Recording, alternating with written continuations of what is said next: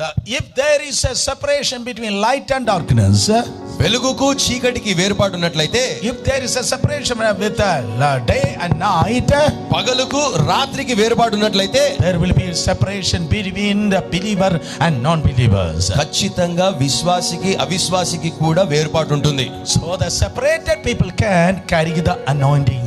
ఎవరైతే వేర్పరచబడ్డారో వారు అభిషేకమును పొందుకోగలుగుతారు. Raise your hands and shout a hallelujah. చేతులెత్తి గట్టిగా హల్లెలూయా చెప్దాం. So Jordan is the place of transformation.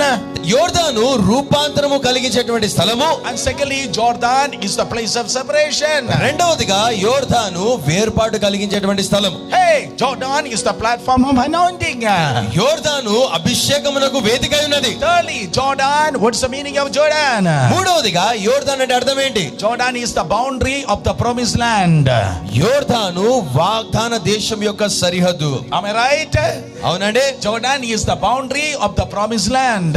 యోర్దాను వాగ్దాన దేశపు సరిహద్దు అయి ఉన్నది. Hey, if you are anointed, ఒకవేళ మీరు అభిషక్తులైతే you have to stand within the boundary, that the boundary of the Lord. మీరు దేవుని యొక్క సరిహద్దులో నివసించాలి, నిలిచి ఉండాలి. We have to stay within the boundary of God. దేవుని సరిహద్దులలోనే మనము నివసించాలి, నిలిచి ఉండాలి.